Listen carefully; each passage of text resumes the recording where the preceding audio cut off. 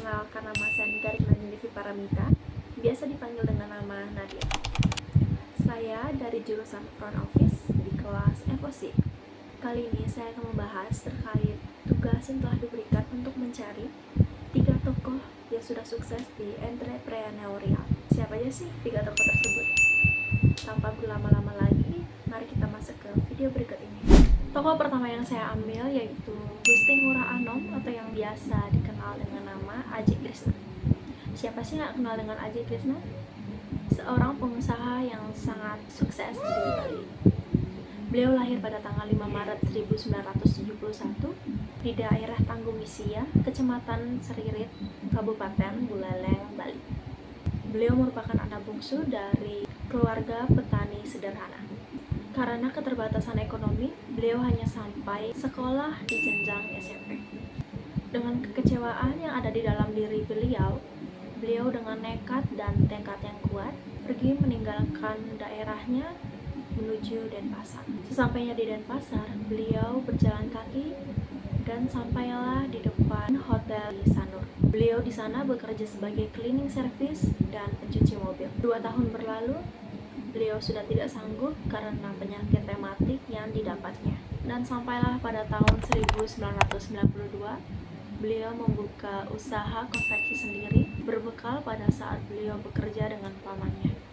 Lalu pada 16 Mei 2007, beliau mulai membuka Krishna oleh-oleh yang kita kenal sampai saat ini.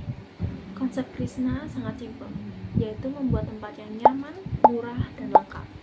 Jadi wisatawan tidak perlu repot-repot untuk ke berbagai tempat. Dengan strategi yang cerdas, promosi, dan pelayanan yang ramah, Krishna Oleh-oleh Bali berkembang dengan sangat pesat, melebihi targetnya. Dengan kejujuran dan kerja keras beliau, sekarang Krishna menjadi ikon oleh-oleh terbesar yang ada di Bali. Nilai entrepreneurial yang biasa kita petik dari beliau adalah yang pertama, berani mengambil resiko. Beliau berani mendirikan toko besar yang pada saat itu masyarakat masih ragu dengan konsep tersebut. Yang kedua adalah peluang. Beliau melihat peluang dan menyadari bahwa wisatawan membutuhkan tempat oleh-oleh yang murah, lengkap, dan nyaman.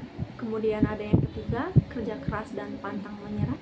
Beliau tidak malu untuk memulai dari bawah, dan pada akhirnya kesuksesan menghampiri dirinya. Kemudian tokoh kedua yang saya ambil yaitu Chris Zimin Feng, yaitu seorang pendiri dari platform belanja online yang biasa kita pakai, yaitu Shopee. Beliau lahir pada 4 Desember 1982 di Singapura. Sebelum mendirikan Shopee, Chris Feng dulunya bekerja di perusahaan besar seperti Rocket Internet, Lazada, dan MC Kinsey and Company. Pengalaman beliau di bidang teknologi dan e-commerce membentuk visinya tentang pasar digital di Asia Tenggara. Ia melihat di Asia Tenggara, khususnya Indonesia, suka berbelanja online tetapi belum menemukan platform yang murah, terpercaya, cepat, dan aman.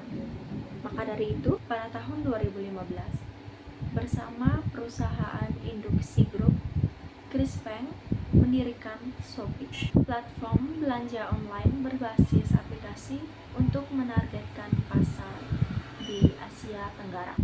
Beliau memberikan banyak fitur seperti fitur interaksi, live Shopee, Shopee Games, dan layanan gratis ongkir.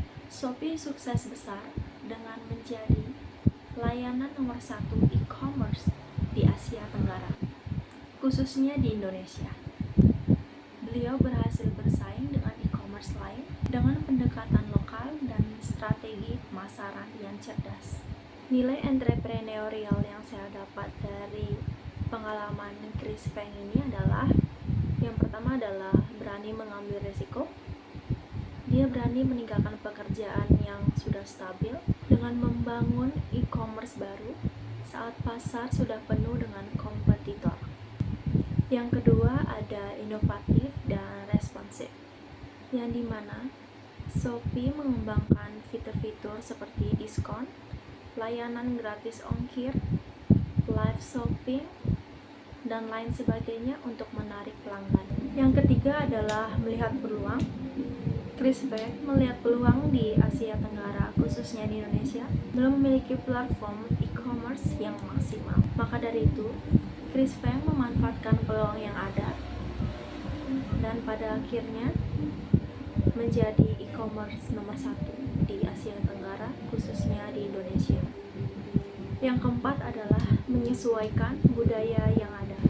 Shopee sangat menyesuaikan layanannya dengan budaya lokal di masing-masing negara. Tokoh yang terakhir adalah Lee Bing-sung atau yang dikenal dengan nama Skyly, seorang pendiri sekaligus CEO dari Realme. Beliau lahir pada 26 November 1975 di Leshan City, Tiongkok. Sebelum mendirikan Realme, beliau adalah wakil presiden di Oppo dan juga sekaligus CEO Oppo Global. Setelah beliau melihat banyak peluang di kalangan anak muda yang sangat menginginkan smartphone yang berkualitas tetapi dengan harga yang terjangkau, beliau akhirnya memutuskan untuk keluar dari Oppo. Pada 4 Mei 2018 bersama Madhav Sheth resmi mendirikan Realme. Misinya adalah Dare to Lead, yaitu berani tampil beda, cepat, dan mengikuti tren anak muda. Dengan waktu yang singkat, Realme dengan cepat masuk ke pasar Asia, termasuk Indonesia dan India. Beliau menggabungkan strategi inovatif, teknologi tinggi, dengan harga kompetitif. Beliau meraih pertumbuhan tercepat dalam sejarah industri smartphone, yang dimana dalam waktu 1-2 tahun saja, Realme sudah masuk 5 besar merek smartphone terbaik di Indonesia dan India, dan tentunya menjadi pesaing kuat di brand-brand besar dunia. Nilai entrepreneurial yang bisa dipetik adalah yang pertama, berani mengambil resiko, yang dimana keberanian beliau untuk memulai sendiri dan meninggalkan posisi tinggi di Oppo untuk membangun brand baru dari nol.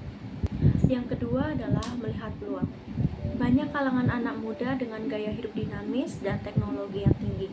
Maka dari itu, Realme menggabungkan kualitas tinggi, harga terjangkau, dan strategi pemasaran yang cerdas. Kemudian yang ketiga adalah menghasilkan produk yang baru. Beliau secara aktif menghasilkan produk baru sebagai respon terhadap perubahan tren teknologi dan kebutuhan para konsumen. Baik, itu saja pembahasan di video kali ini mengenai 3 tokoh yang sukses di entrepreneurial. Saya Nadine, saya